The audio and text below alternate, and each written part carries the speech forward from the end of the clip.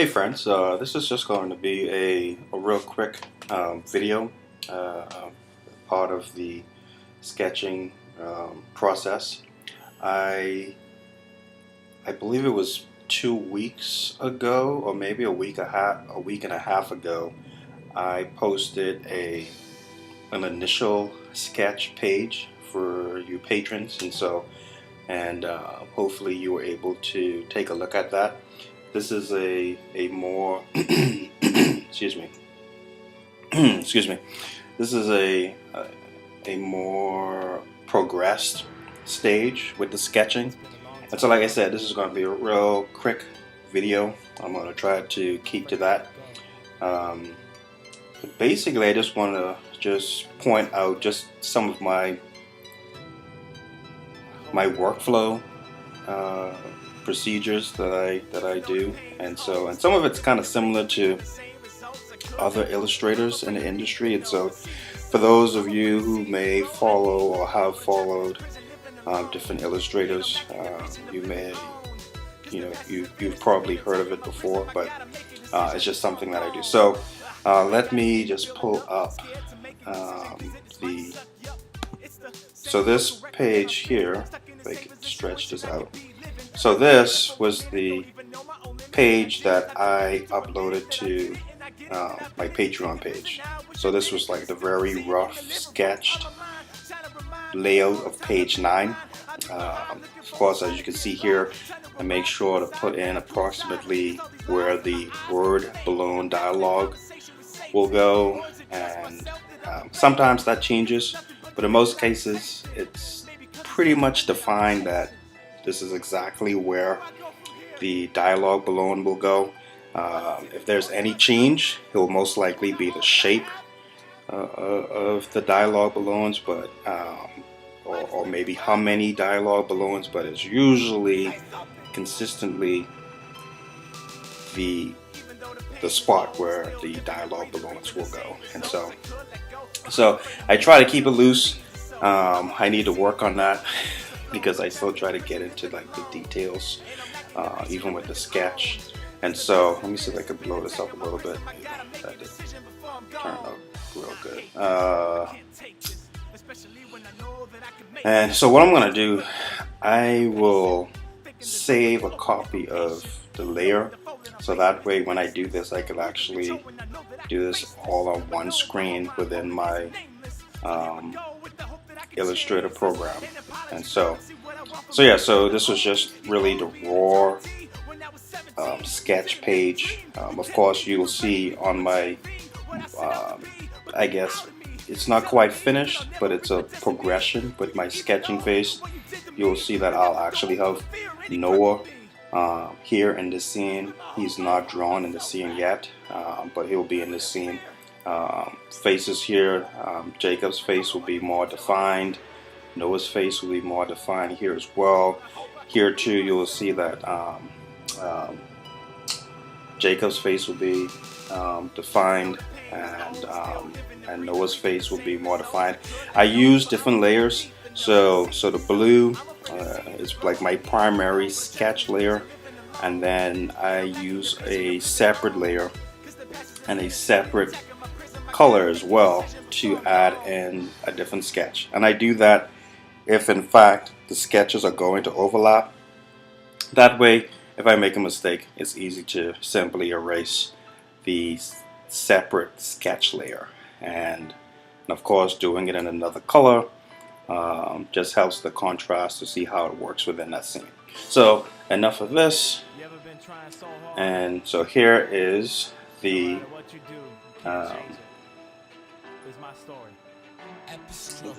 progressed layer. Progressed layer. Here's the progressed sketch. So you can see here Jacob's face and body is more finely tuned and sketched. This is actually the most I've refined a sketch. It's almost as if I'm penciling it. I think I've shared this before. In the past, I would actually pencil this, but then I just you know, I just don't have the time. I would love to, but I simply don't have the time to pencil everything like this. I would love to, but time is of the essence. So yeah, so as you can see, so Jacob's more defined. Let me. So right here you can see the red. This was a second layer. The red sketch was a second sketch layer, and my finished sketch layer, which is the blue, you can see where sometimes you know, the base of the sketch is really a skeleton, and I wouldn't even say a skeleton, but I guess it's more of a base.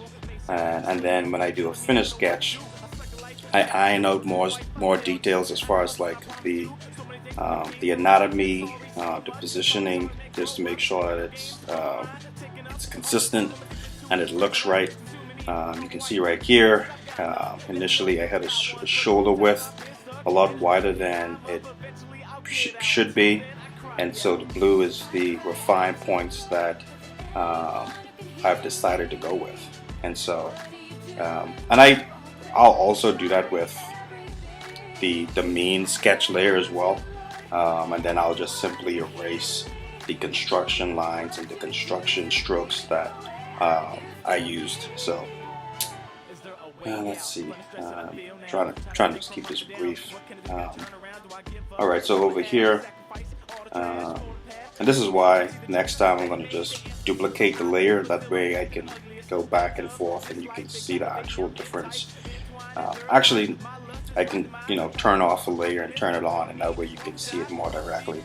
But from the previous page I showed, none of this was filled in. It was just simply like the outline of the head and just the construction lines of where the eyes and ears should approximately go. Same thing here. So right now this is ready to ink. So I'll just go ahead and just ink this, and then after the inking is done, go into the penciling. Yeah, of course, even like here, I define the dialogue balloons further, and so that way it just locks in the space. And if there's anything that I want to add in the background, I'll go ahead and do that. If not, at least I know what space I'm working with. Of course, right here, let me see. I use that. Come on. So right here, stuff like this, of course, will be deleted because this is within this panel, and it's, you know, this is not the exact positioning that they're in. They're further apart than they actually are, and so this will be deleted. This I usually keep. I would just draw over a panel. That way, it just helps me really define the space and part of the anatomy of the body or just the object that I'm drawing, and because I could always erase it, and that's the great thing with working digitally. Of course, if this was traditional work, I would probably have just sketched this very finely and very lightly. That way, if I needed to erase it, it wouldn't cause any issues with this panel. And so, but since it's digital, you know, I can just go as dark as I want, and because I can always erase it later. Oh, actually, not necessarily erase it, but the inking, I won't ink this section. I'll just ink what's in this dialog box, this panel box. Pardon me. All right, let me wrap this up. And then, so here, you know, so basically, this was that. It was just like a basic construction of the line, the hairline, the hairstyle, approximately where the eyes are gonna go, ears and such, and, you know, just a feel, and then of course the dialogue balloon. Same thing here in this photo. So actually, after this video, I'm going to define these two sketches, and then after that's done, I will move on to here and add in the primary sketch layer. But I mean, it's pretty much defined. Let me zoom in.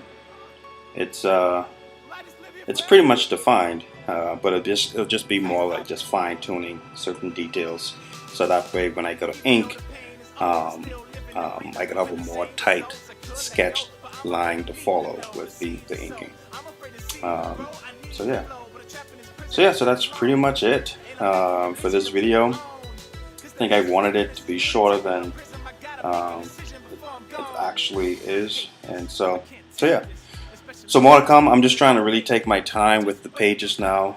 There were a few pages I look back on and I saw like, oh, that's not good. You know, the coloring. You know, so you know, I don't want to take too much time, but I just want to give it just the proper amount of attention that it needs, so that I am delivering just quality work to you patrons and to future patrons as well. And so I'm not trying to just shell out so much content, particularly with this graphic novel. I want to make sure I take my time and I get the very best done. And so, particularly pertaining to Love Summer. And so, all right, thanks again for viewing and watching and listening. And thanks again for your support. And yeah, this page will be out definitely before the month is over. And yeah, see you in the next episode.